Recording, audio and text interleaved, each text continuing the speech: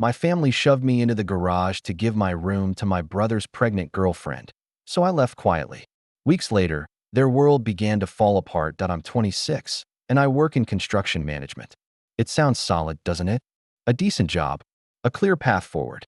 But it was only today, or more accurately, tonight, as I sit in this new apartment, that I truly understood what family meant. For the last 3 years, I've been a human bridge, carrying them all on my shoulders. The mortgage, the utilities, the groceries, every unexpected repair, it all came out of my pocket. I was the safety net, the shock absorber, the one they called when the furnace died on a Tuesday morning. My dad's been on disability since his back gave out at the warehouse. He was a good man, a hard worker, but the injury took more than his ability to lift a box. It took his spirit. He never really came back from that. My mom, God bless her, can't leave the house without having a panic attack. The world became a source of fear for her, and she retreated inside these walls, leaving me to be the one who faced it. Then there's my brother, the brilliant, charming, infuriating brother who got a PhD in job hopping and unemployment benefits. He was a perpetual project, always on the cusp of his next big thing, which somehow never materialized. Growing up, I was the reliable one, the one who got things done. While my brother was out getting high behind the Dairy Queen, I was spending my summers on the roof with my dad's crew. The sun beat down on my neck, the tar smell clung to my clothes, and I learned a fundamental truth. Work meant money, and money meant freedom. I had a plan. I'd graduate college, get a job, move into my own place, and start my life. I had the boxes packed, the first month's rent saved, and a lease for a one-bedroom in my hands. The dream was so close I could taste it. Then the phone rang. Dad was crying, a sound I'd never heard before. He told me the house was going into foreclosure. Mom was having panic attacks so bad she couldn't even hold the phone. My brother? Nowhere to be found. As usual, I didn't hesitate. I unpacked those boxes, put my apartment money toward the mortgage, and told myself it was temporary. A few months, maybe a year. 3 years later, the boxes were long gone, and the word temporary had become a permanent resident in our family's vocabulary. The other night, I was eating questionable Chinese takeout in my room, trying to decompress from a 17-hour day when my mom called. She only calls when someone's dead or she needs something. No one was dead. Your brother's coming home, she said, her voice a strange mix of excitement and anxiety. He's bringing his girlfriend. She's pregnant. I was stirring my noodles, a silent, rhythmic motion. Okay, I said, waiting for the catch. They'll need the bedroom, she continued, and my stomach dropped. You can take the garage for a while. Not a question, a directive. The garage, the place where normal families store lawnmowers, dusty bicycles, and Christmas decorations. A concrete box with one electrical outlet and a front door that didn't quite seal against the weather. How long? I asked, my voice flat. Just temporary, right? The word tasted like ash on my tongue. Everything was temporary. The 3 years of carrying them, my supposed freedom, my very life. All right, I said and hung up. What else could I say? I was done fighting. Pushing back just got you labeled as the selfish one, the one who didn't understand family loyalty. My brother had always been the golden child, the one who got rescued, accommodated, forgiven. So I said, okay, but the gears in my head started turning. I started doing the math. 4 adults, soon to be 5, living off what I provided, while I got relocated to a concrete box with a space heater that sounded like it was dying. They had forgotten what struggle felt like because I'd absorbed every hit. I became their human shock absorber for 3 years, and now I was about to lose my bedroom because my brother couldn't figure out birth control. That night, I sat in my room and really looked around. The furniture I'd bought, the computer setup I needed for work, the bathroom I'd renovated with my own hands. All of it was about to become the property of my unemployed brother and his girlfriend, whose name I couldn't be bothered to learn. I started calling her Princess in my head. I opened my laptop and started browse apartments online. Just looking, I told myself. But something had shifted. This wasn't about a bedroom anymore. This was about 3 years of being treated like a resource instead of a person. My resentment was a slow burn, and that phone call had just thrown gasoline on the fire. The next afternoon, they rolled up in a beat-up sedan. My brother, with his swagger and his entitled smile, and Princess, maybe 22, with that expectant look young girls get when they think pregnancy makes them special. Her whole life was packed into 2 garbage bags. She walked right past me, into my room, and started planning where she'd put her stuff. "This is perfect," she said, her voice bright. "The natural light is amazing for the baby." My natural light. For their baby. I didn't say a word. I just grabbed my essentials, my laptop, a change of clothes, my phone, and moved my life to the garage. I left everything else, letting them think they had hit the jackpot. They'd learn soon enough what things cost when you have to maintain them yourself. The garage was exactly what I expected. The air smelled of old motor oil and decay. I unrolled my sleeping bag on a diseased couch I'd been meaning to throw out for a year, plugged in the dying space heater, and sat there in the dark. I could hear them upstairs, the muffled sounds of them moving my stuff around, getting comfortable in my space, watching my TV on my Netflix account. I heard her squeal about the walk-in closet, the one I built last year.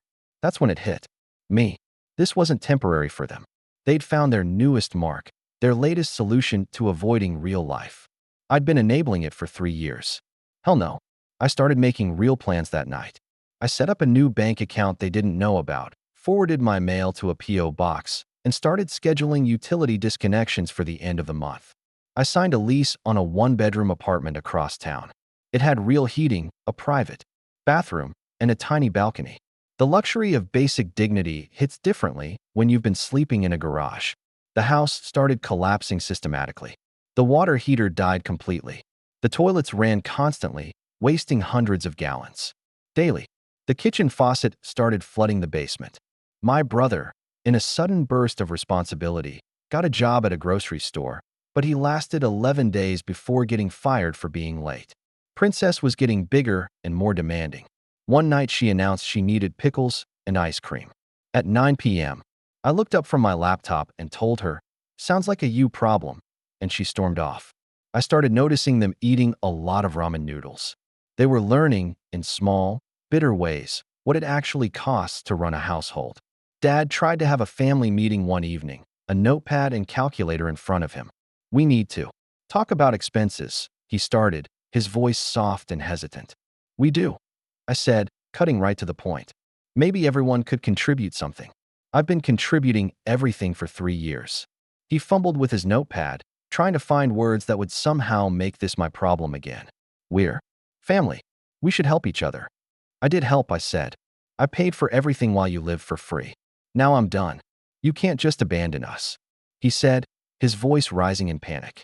"I'm not abandoning anyone," I replied. "I'm sleeping in a garage. You abandoned me first." Princess perked up from the couch, a frown on her face. "We never asked you to pay for everything." I looked at her, and the anger I'd been holding back finally bubbled to the surface. "You never asked because you never had to. It just happened. And once it started happening, you made sure it kept happening." That's when Dad pulled out a piece of paper. "If we all contribute equally, it would only be about $600 each," he said, trying to regain control of the conversation. I cut him off. "Dad, look around. Look at your unemployed son and his pregnant girlfriend. Look at your wife who can't work. Look at yourself on disability. Where exactly is $600 each supposed to come from?" The silence that followed was beautiful. Pure mathematics cutting through 3 years of delusion. The morning I planned to leave for good, I stopped by early to grab the last of my things. That's when I saw something that changed everything. My brother was in the driveway with a college kid, showing him the garage. "Rustic living space," he was saying. "Perfect for a student budget. $450 a month, utilities included." The same garage that wasn't good enough for him and Princess was suddenly a premium rental space. I stood between them. "Kid, walk away. This isn't legal. He doesn't own this property. He can't rent what isn't his." The kid realized he'd stepped into a family drama and left fast. My brother started sputtering about needing income. "You kicked me out of my bedroom, put me in a garage, and now you're trying to rent that garage for profit," I said, my voice dangerously low. I went inside and found my parents in the kitchen. "Your son's trying to rent out the garage?" I casually dropped. Their faces went pale as they calculated what losing me would actually mean. No mortgage payments, no utilities, no safety net. "This is your house," Dad said, looking at me, his face filled with shame. "You pay for it. We've been." He trailed off. "Taking advantage," I finished for him. The phrase you're looking for is taking advantage. Mom started crying again. But these weren't the usual panic tears. These were tears of dawning realization. I walked back outside and confronted my brother with my parents right behind me. "Get off my property," I said. "You're seriously kicking me out over this?" he shouted, looking at my parents for backup. "I'm not kicking you out yet," I said. "But you're not renting my garage to anyone. It's not your garage. Everything here is mine. The house, the garage, the food in the fridge, the electricity you're using. All mine, paid for by me, your guest." Princess decided to chime in from the doorway. "We have rights." I replied. "You have nothing. No lease, no rental agreement, no rights. You're here because I allow it." Dad finally spoke up, his voice cracking. "He's right. This is his house. He pays for everything. We contribute nothing. Now you're trying to profit off his generosity." My brother looked betrayed. I gave them 3 options. Option 1, stay and pay market rent, utilities, and groceries, all split equally. Option 2, 60 days to find other arrangements. Option 3, I leave tonight, stop paying the mortgage, and the house goes into foreclosure. "The 60 days, Mom said finally, her voice barely a whisper. "We'll take the 60 days. "Smart choice," I said. My brother tried to argue. "We're family." I turned back one last time. "I didn't burn anything," I told him. "I just stopped being the bridge." 2 months later, I'm typing this from my new apartment. My family found a 2-bedroom duplex on the other side of town.